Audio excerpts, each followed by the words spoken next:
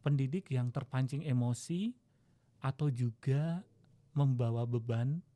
Kondisi kita udah nggak enak tuh dari luar masuk ke Mm-mm. kelas. Kadang orang selalu bilang penampilan itu nggak penting, yang penting isi otak. Penampilan juga penting, artinya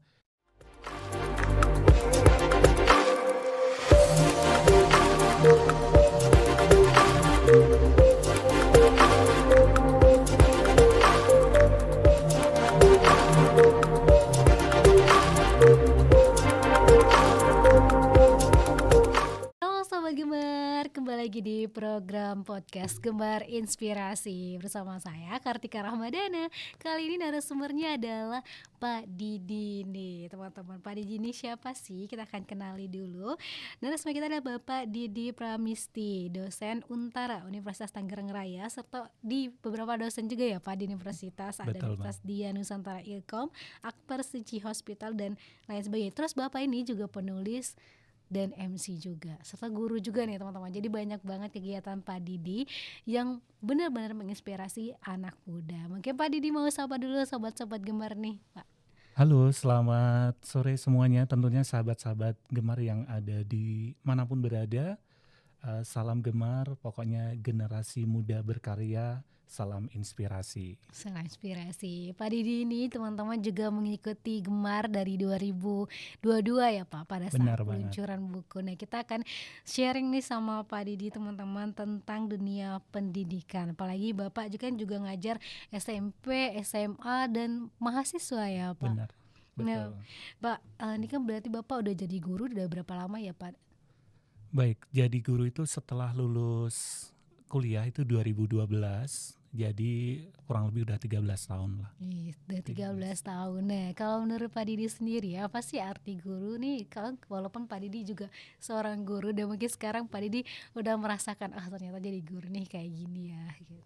Baik Katika, kalau guru mungkin zaman kita dulu itu biasanya orang takut ya. Kalau Mm-mm. sekarang tuh guru itu selain mengajar, sharing ilmu, guru itu adalah kata kuncinya sahabat Kak. Mm-mm. Jadi bagaimana anak-anak Gen Z ini sekarang memerlukan sosok guru yang bisa jadi sahabat, selain juga mengajar, membagi ilmu. Jadi kenali dulu, peluk mereka dengan kasih sayang dan juga ilmu, serta salam sapanya seperti salam sapa Gemar yang selalu menginspirasi dan ramah gitu. Iya.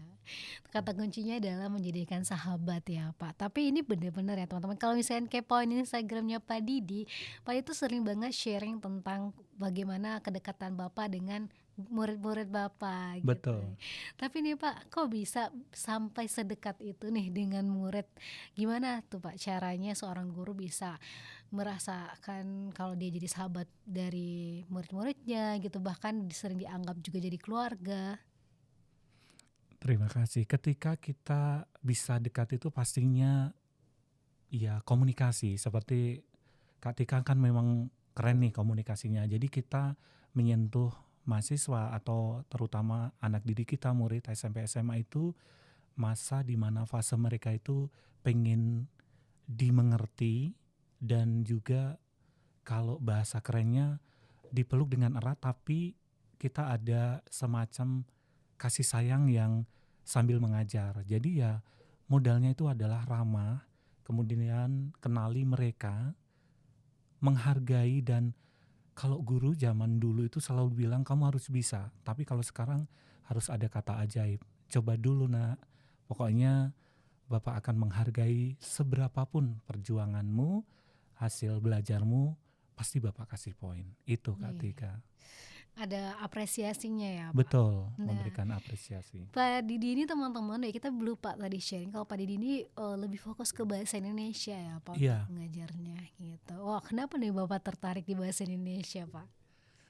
kalau bahasa Indonesia sebenarnya dulu itu adalah pilihan dari zaman kecil tuh suka ya, memang suka mendongeng, bercerita. Terus tiba-tiba kita kalau mikirnya jadi guru itu satu biaya kuliah kan paling murah ya Kak ya. Jadi guru itu biaya kuliah paling murah dan jurusannya ada bahasa Indonesia karena memang segala sesuatu kalau memang mencintai dari dini ya, bahasanya mencintai ugal-ugalan dengan bahasa Indonesia. dari membaca, menulis, berbicara, ya suka aja gitu.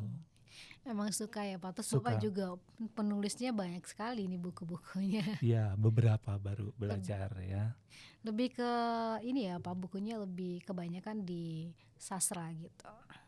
Kemarin-kemarin memang mau idealis sastra, tapi karena tuntutan peran ketika kita sudah jadi dosen harus publikasi ya Kak ya. Jadi bukunya sekarang lebih ke buku non fiksi. Jadi lebih ke bagaimana sih metode mengajar, kemudian metode-metode kreatif yang bisa kita share untuk dosen dan guru-guru agar mahasiswa ataupun murid itu juga nyaman belajar gitu. Tuh. Nah itu juga jadi kalau misalnya kita lihat kan kedekatan Bapak ini kan di murid-murid SMP, SMA itu juga Bapak ngajar ekstrakurikuler juga ya Pak berkaitan dengan kepenulisan. Betul, kita sering mendampingi untuk penulisan lomba artikel dan juga di kita itu ada majalah dinding karena memang kalau SMP beberapa itu memang tertarik, tapi kita tahun ini masih mencoba untuk majalah dinding dulu, baru semester berikutnya kita akan mulai publish seperti zamannya Nesya dulu ya, mungkin yang Iya, di sini jadi Nesya. salah satu inspirasi di Gemar juga ya gitu. Itu kalau misalkan teman-teman kenal sama Nisha, dia juga nulis di buku Gemar 1 dan buku Gemar 2 nih teman-teman. Dan Nisha ini kan anak didik Bapak juga Wali gitu. kelasnya dulu, Oh, wali wali kelas kelasnya. ya. Tapi dia kan ngerasa kalau Bapak itu benar-benar bisa melihat setiap potensi anak gitu loh Pak. Benar. Nah, gimana sih Pak seorang guru bisa gitu melihat oh anak ini tuh potensinya di sini loh, anak ini potensinya di sini. Karena kan setiap anak tuh juga punya keahliannya di bidangnya masing-masing. Baik, menggali potensi seorang murid, kita itu tahu dari karakter masing-masing. Dari mulai kita ajak ngobrol, itu tahu dia sukanya K-pop atau menulis atau bahkan olahraga. Nah, pastinya kita menghargai segala macam bentuk, mengapresiatif apa yang dibisa oleh masing-masing murid. Nah, baru karena kita memang bidangnya di bahasa, menulis atau berbicara, ya kita akan push yang memang berkaitan dengan bidang kita tanpa mengesampingkan yang lain, apalagi mereka juga perlu dihargai. Anak usia SMP SMA itu dikasih support, kemudian zamannya ini kan sekarang media sosial ya Kak, kita apresiatif lewat postingan kita, mereka itu akan bangga sekali, Betul. apalagi disupport dengan karya yang nyata gitu. Itu keren banget nih Pak. Kalau misalkan saya lihat kan Bapak benar-benar akrab banget gitu ya, sampai Nesya, Brandon juga itu benar-benar nggak cuman ketika mereka ada di saat sekolah, tapi di luar sekolah, bahkan di saat mereka sudah ke universitas pun mereka juga tetap akrab sama Pak Didi. Betul. Keren banget gitu. Nah kalau misalkan, tapi Pak kalau misalkan mengajar pasti kan ada cerita-cerita hal-hal yang menantang gitu. Gimana sih Pak kalau misalkan kita ngajarin anak-anak yang mungkin pada saat ini karakternya jauh lebih berbeda nih dibandingkan murid-murid di zaman dulu gitu. Kira-kira Bapak ada cerita-cerita yang bisa di-sharingkan gitu? Iya Kak Dika, ketika kalau karakter anak-anak makin canggih zaman itu gizinya makin banyak ya, jadi powernya itu lebih daripada zaman kita ya. Kalau mungkin dulu zaman kita atau zaman Pak Denny ya, mungkin murid itu hanya bisa dibilang bagaimana gurunya. Kalau sekarang murid bisa dibilang lebih cerdas daripada gurunya, lebih keponya udah lebih banyak Kak. Jadi minimal kita harus karakternya tahu, kemudian dan kita harus bisa mengatur kecerdasan emosional. Kalau banyak kasus nih guru-guru emosi, muridnya ini ada saatnya tarik ulur. Tarik ulur dalam mengajar ketika memang murid sedang tantrum atau apa, kita tidak bisa dua-duanya emosi. Jadi ya minimal metode, pentingnya metode itu Kak. Jadi kalau dalam kurikulum sekarang itu kan pasti ada pembukaan, kita sentuh dulu persepsinya, kemudian kita tambahkan tayangan yang mensupport mereka, kemudian kita hargai mereka usahanya, jadi tidak boleh judgement. Jadi kemudian baru keakraban kita masukkan dalam pembelajaran dengan sistem poin seperti itu. Jadi intinya generasi sekarang itu harus bisa kita anggap sebagai sahabat Kak. Kuncinya itu. Dan tetap sahabat tapi pasti ada nilai-nilai kesopanannya juga kita masih jaga gitu. Betul. Itu keren banget karena Bapak benar-benar memperhatikan dari hal-hal yang kecil juga nih. Tapi saya benar-benar penasaran sama Bapak gitu kan. Bapak juga ngajar di SMP, ngajar juga di SMA, di Sekolah Nasional Plus, ada internasional, atau mungkin Bapak juga ngajar juga di beberapa universitas gitu. Apa sih yang membuat Bapak selalu semangat untuk mengajar gitu? Pada mungkin Bapak bisa share nih perjalanan karir Bapak di dunia pendidikan ini, Pak. Baik Kak Tika, kalau perjalanan hidup, ada satu pepatah mengatakan cintailah pekerjaanmu, dan ketika kita mencintai sesuatu itu dari hati, kita akan bahagia. Pasti semua pekerjaan itu arahnya finansial ya Kak, tapi kalau kita sering ngobrol dengan yang punya gemar nih Pak Denny, bahwa berkat Tuhan itu kan dari mana aja ya. Betul. Saya memahami itu Kak. Jadi bahwa dari mengajar ya kita pasti dapat rezeki, tapi rezeki itu bonus. Yang penting kita tidak terlalu berhitung seberapa banyak, tapi kuasa Tuhan itu dicukupkan. Kenapa suka? Ya karena memang seneng aja ketemu dengan anak-anak, dengan karakter yang berbeda, dan memang kembali ke passion kita ya Kak. Passionnya memang mengajar, berbicara di depan orang. Seperti Kak Tika kan seneng ngobrol di depan orang. Nah itu mau berapa jam pun karena memang seneng ya seneng Gitu. gitu. Tapi ini Pak, perbedaan nih ngajar antara anak SMP, SMA, terus kuliah pasti kan ada perbedaannya ya Pak. Paling seru di Pasti mana nih Pak? paling seru kalau boleh saya milih itu di SMP. SMP itu benar-benar yang kita dianggap papinya, yang kadang melukin. Kemudian mereka itu karena sudah lihat dari medsos, pasti mereka akan cari tahu zaman sekarang ini. Ini gurunya gimana sih? Pasti nanti mana? Sir, kenapa tidak foto dengan kita? Kita kan pengen kayak yang lain ada di medsosnya, Sir gitu. Nah, jadi tantangannya itu paling kuat di SMP. Jadi tantangan terberat pastinya adalah hubungannya dengan psikologi Kak. Dimanapun mengajar, semua orang, apalagi semua yang guru atau dosen itu pasti bisa mengajar, tapi bagaimana mengajar dengan hati itu yang kadang ilmunya tidak semuanya sama. Dari SMP, SMA ataupun kuliah, pastinya satu poin utama adalah menghargai dulu. Nah, rata-rata siswa atau mahasiswa kalau kita sudah baik, sopan, mereka pasti akan tahu diri. Ya pasti ada satu dua yang memang kadang tergantung ya. Tapi kalau paling seru itu SMP. Bagaimana kita dianggap ayah oleh mereka. Tak jarang mereka kadang-kadang tiba-tiba datang. Sir, aku punya kue ini dari mama. Kok dari mama? Iya, karena aku cerita ke mama. Guruku baik kok. Nilaiku sekarang baik. Nah, dari bagaimana kita bisa sukses di komunikasi Kak Tika, itu akan merubah mindset anak yang mungkin yang sebelum-sebelumnya mendapat perlakuan di mana dia kok hasilku segini aja, tapi mungkin dengan kita menyentuh, kamu udah bagus kok, tapi ini ya besok ditingkatin di ini, keren loh, pokoknya bisa. Nah itu komunikasi merubah mindset seseorang. Betul banget nih.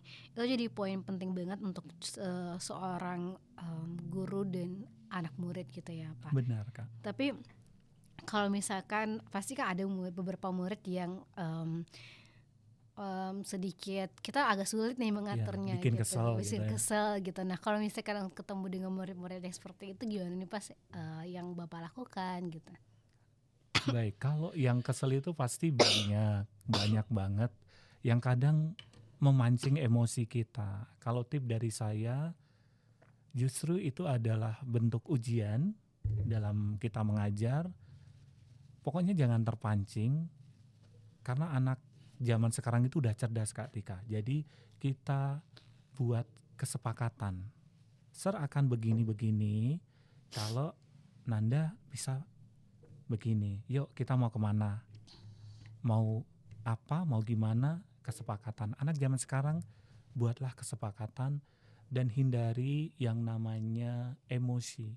Karena banyak pendidik yang terpancing emosi atau juga membawa beban, kondisi kita udah nggak enak tuh dari luar masuk ke Mhm. kelas, usahakan semua apa masalah kalau sudah masuk ke kelas menghadapi anak, remaja atau mau mahasiswa yang kita ajar, kita harus dalam kondisi yang memang happy gitu loh Kak. Kuncinya happy. Betul banget, jadi energinya juga positif ya Pak. Betul banget Kak Tika. Nah Pak, kan Bapak banyak sekali nih mendampingi banyak murid-murid yang berprestasi gitu. Mungkin ada Bapak teringat gitu, ada satu murid yang mungkin ini nih saya dampingin dari benar-benar dia tidak mengerti atau mungkin dia belum melihat potensinya, kemudian dia bisa berkembang gitu. Salah satunya pasti yang selalu saya ingat kalau Brandon itu memang dari, karena kita terpisah sekolah ya, Nesya itu pasti dari mulai kelas 7 dari awalnya pengen kenal, apalagi waktu itu zaman Covid ya Kak ya, belum Mm. masuk akhirnya, terus kemudian pembelajaran tatap muka, dan kebetulan rencana Tuhan itu kadang luar biasa. Saya jadi wali kelasnya, dari mulai yang kita bimbing, kita arahkan, akhirnya Danesha sekarang bisa dibilang udah jadi selegram ya. Di Bandung sudah mulai terkenal banget, masuk ke radio, diundang berbagai media massa, dari awalnya nulis buku, kemudian waktu itu menang lomba Kak, kita bimbing lagi, waktu itu di FLS 2N Iya, Jakarta Barat ya, juara 2. Dari situ memang belum bisa mewakili provinsi, tapi bagi saya udah bagus banget itu. Kemudian menang di berbagai lomba online, di berbagai lomba-lomba gitu menang, dan akhirnya pindah sekolah. Satu hal yang kenapa sampai di sekolah Bandung, kalau tidak salah sekolahnya salah satu sekolah di Bandung ya, itu beasiswa karena prestasinya bidang menulis ya, betul. termasuk keikutsertaannya di Gemar ini ya, dan menjadi file yang akhirnya beasiswa itu, dan rasanya bangga aja. Dan karakter anak ini juga sopan setiap hal apapun. Dan yang terharu belum lama ini pas hari guru itu masih mencantumkan salah satu guru inspirasinya adalah Pak Didi. Bagi kita di seperti itu kan, waduh Kak, itu tidak ternilai ya Kak Tika, rasanya ya bersyukur sama Tuhan, terima kasih anak ini masih benar-benar ingat dan selalu report apapun, Pak aku mau ini, doain ya Pak. Itu bagi saya attitude-nya dapat, prestasi, dan dia itu bisa dibilang multi talent gitu. Seneng aja melihatnya. Senang banget. Dan pasti setiap murid juga akan selalu mengingat gurunya sih Pak. Apalagi kalau misalkan perjalanan ketika SMA gitu. Saya pun juga sampai saat ini selalu mengingat guru saya. Ingat ya, Di buku Gemar pun saya tulis nama beliau gitu kan. betul. Jadi memang guru SMA pun juga benar-benar berkesan gitu. Tapi saya salut banget sama Pak Didi, benar-benar membersamai murid-muridnya di Gemar gitu kan. Bahkan ada dua ya Pak, Brandon Indonesia, Betul. yang Brandon pun dari Cina datang ke Indonesia. Bapak juga tetap mengunjungi Brandon, dan tetap saya ngeliat kayak wah ini langka nih ada guru yang benar-benar sesayang itulah sama muridnya gitu. Terima kasih. Nah, kan Bapak juga selain kepenulisan, dosen, dan guru, Bapak juga aktif sebagai MC ya Pak. Nah mungkin Bapak nih kalau MC kan berarti hal-hal yang berkaitan dengan komunikasi gitu.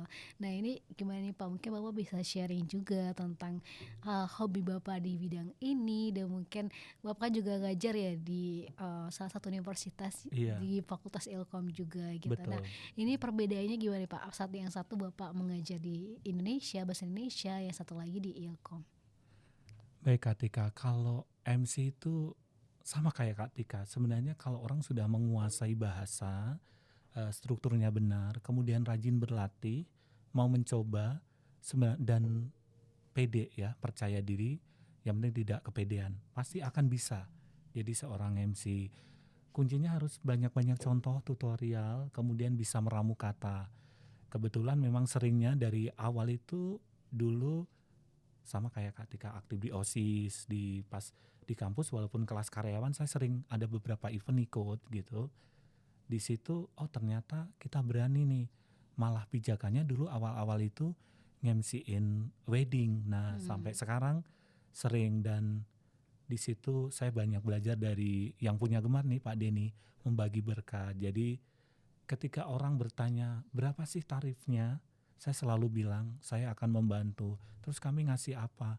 Silahkan aja sesuai dengan kalau toh memang maunya ngasih apa ya kita ini. Jadi memang tidak untuk bisnis ya, tapi memang jadi sering, kadang jadi kado. Nanti ketika nikah Pak Didi yang MC-in ya. Jauh Pak. Ya, kalau jodohnya di sini ya. Oh, kalau Nah, jodohnya di sini. jadi hubungannya dengan komunikasi. Kalau bahasa Indonesia dan kita bisa meramu kata, kuncinya mau belajar dan jangan malu untuk bertanya sama yang bisa.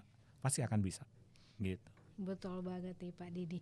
Ini keren banget nih ya, Pak Didi juga aktif banget gitu di sini di dunia pendidikan gitu. Terus Pak Didi juga ngelihat Gemar gitu. Nah, diawali Gemar kan juga ingat banget waktu itu MC-nya Pak Didi gitu. Ya, benar.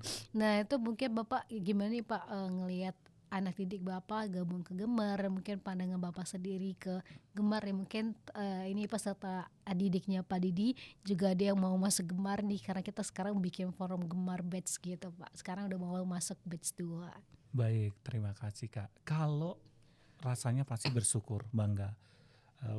Saya kenal Pak Denny itu dari Kak Brandon. Ya, kembali ke rezeki ya. Kita tidak pernah tahu, makanya ketika kita mempunyai komunikasi yang baik, seperti Kak Tika dari lomba-lomba akhirnya dimentorin Pak Denny. Nah, sama, perjalanan kita hampir sama. Yang ada itu bersyukur dan bangga.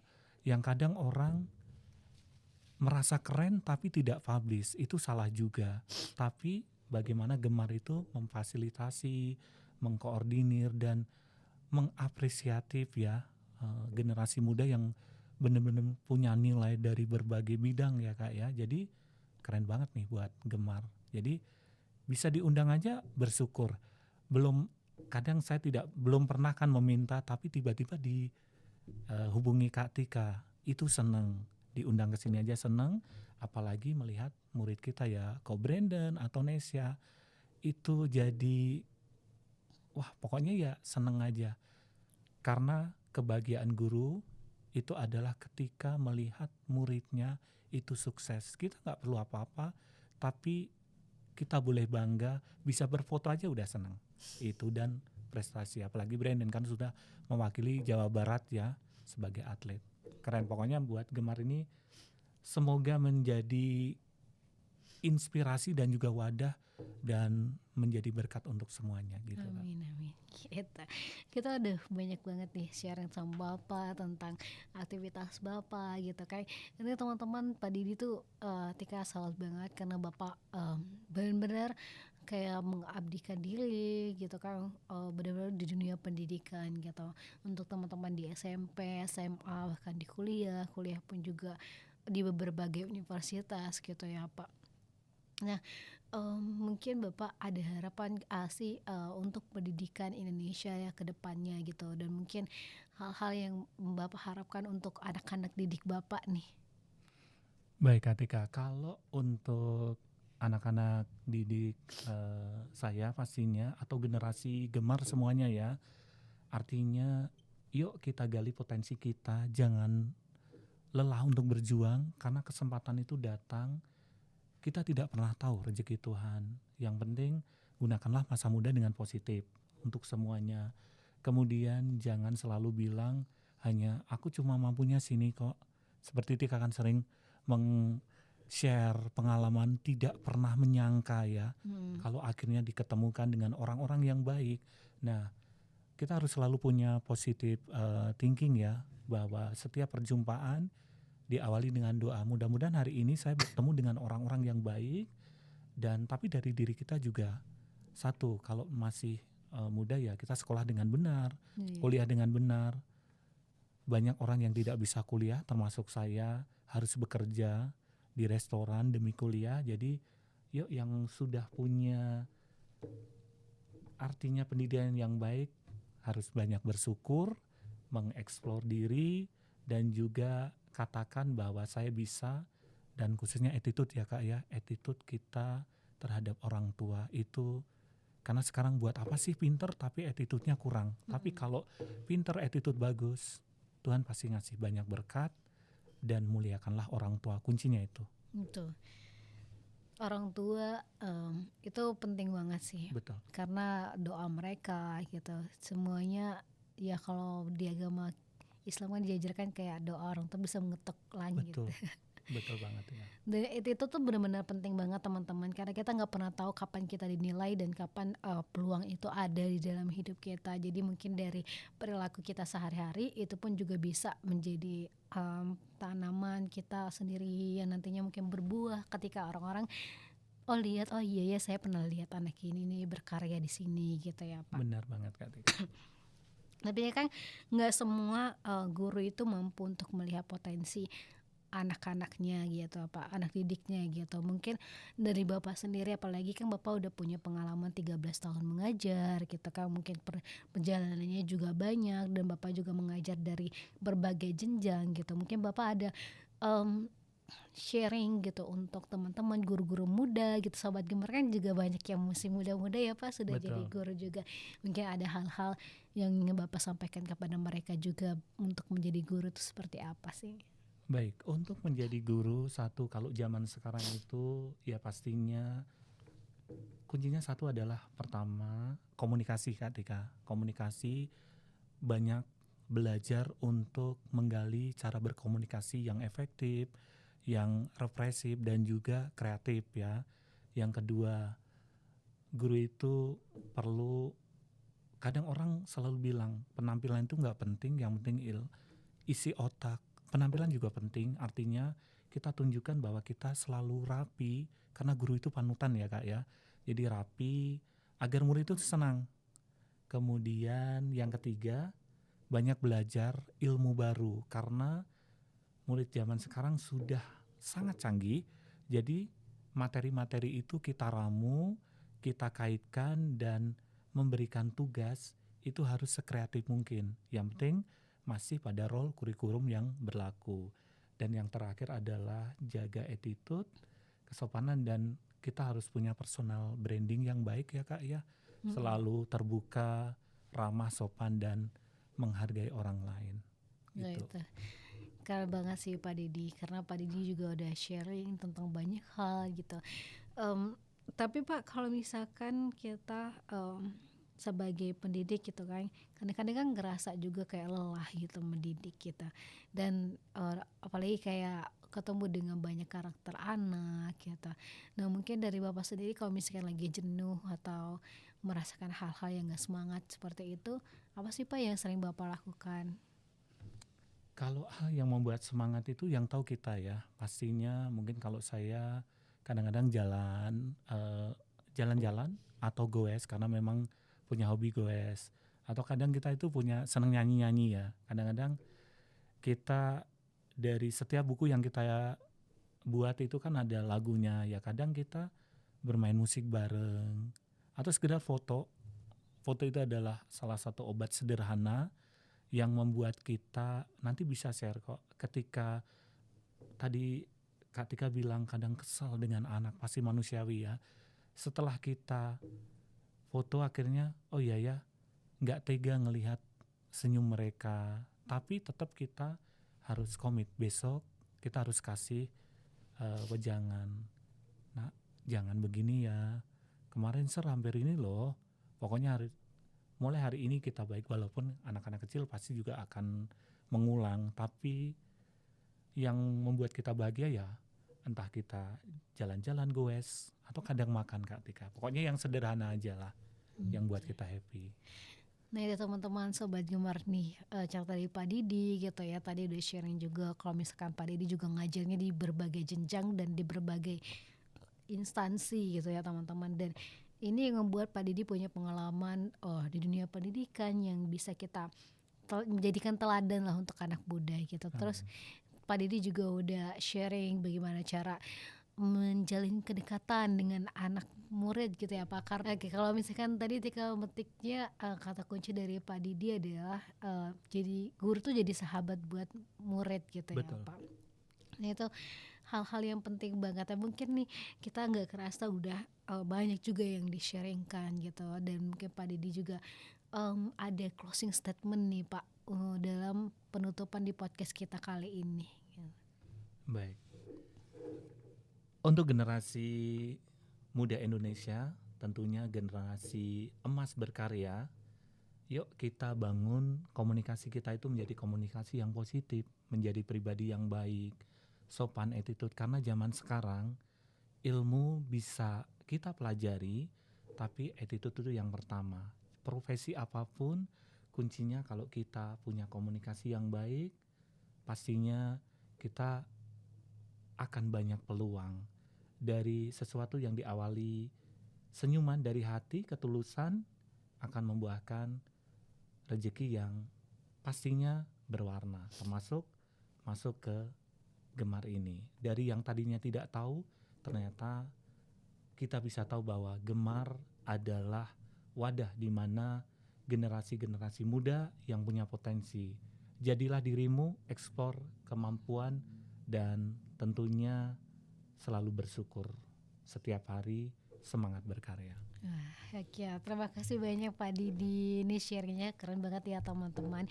Nah teman-teman jangan lupa juga untuk semangat, apalagi sobat Gemar nih yang jadi guru-guru muda gitu, bisa menjadikan Pak Didi sebagai contoh teladan, karena Pak Didi pun juga banyak sekali yang mengakui dan seneng kalau misalkan diajar sama Pak Didi gitu.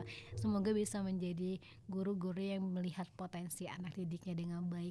Nih sobat Gemar yang ingin menjadi narasumber di podcast Gemar Inspirasi di episode selanjutnya, teman-teman bisa hubungin nomor ini dan nantinya kita akan lihat portofolio teman-teman supaya kita bersama kita menginspirasi, kata Gemar ya Pak. Iya. Nih Pak, Tika mau ngucapin terima kasih untuk Terima Bapak sudah kasih. meluangkan waktunya. Terima kasih Sobat Gemar. Jangan lupa untuk follow Instagramnya Pak Didi untuk melihat berbagai aktivitas dan keseruan menjadi seorang guru. Dan jangan lupa untuk follow Instagram @generasi_emas_berkarya.